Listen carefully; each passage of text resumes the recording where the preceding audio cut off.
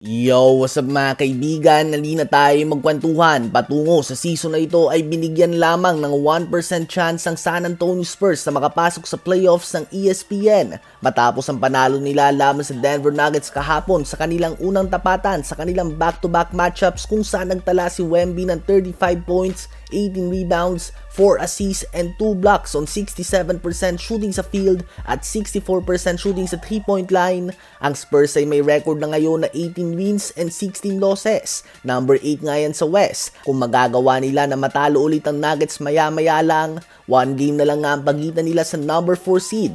Ang Spurs ay inaasahan na magkakaroon ng improvement sa kanilang record mula last year. Subalit hindi nga expected na gagawa sila ng playoff run sa napakalalim na Western Conference ngayon. Subalit dahil sa mala MVP performance si Wemby, leadership ni Chris Paul, Rookie of the Year candidate Stephon Cassell at solid contribution nila Keldon Johnson, Harrison Barnes, Champ Penny, Devin Vassell at Trey Jones, ang team na ito ay posibleng maging ang dark horse team sa Western Conference. Dahil kay Chris Paul at Harrison Barnes ay nagkaroon nga ng balance ang team na ito ng pagiging young and matured at the same time.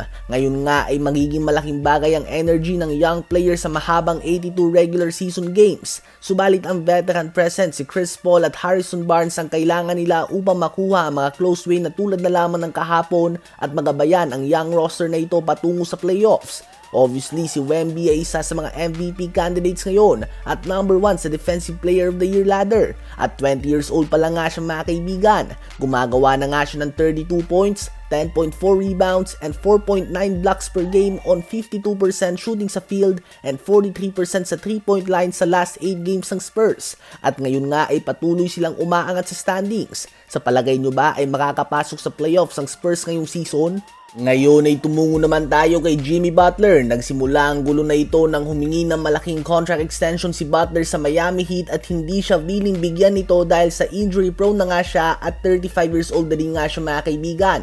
Business wise, it makes sense para kay Pat Riley na hindi magbigay ng malaking kontrata kay Butler kung ang star player mo ngayon ay si Tyler Hero at Bam Adebayo. Mas gusto nga ng Heat na gamitin ang malaking pera na hinihingi ni Butler para sa isang young star na kasing edad o malapit ang edad sa kanyang current star players.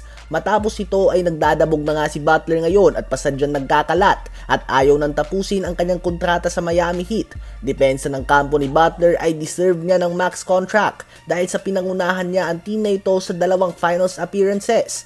Ganun pa man si Pat Riley nga mga kaibigan na may siyam na singsing bilang player, coach and executive ay hindi kino-consider na achievement ang finals run at nakatingin siya sa future ng Heat at hindi sa nakaraan. So sino ba sa palagay nyo mga kaibigan ang nasa tama sa dalawa? Si Jimmy Butler na ayaw nang tapusin ang kanyang kontrata dahil hindi nabigyan ng malaking contract extension o si Pat Riley na gumawa ng business decision na hindi pabor sa former East Finals MVP?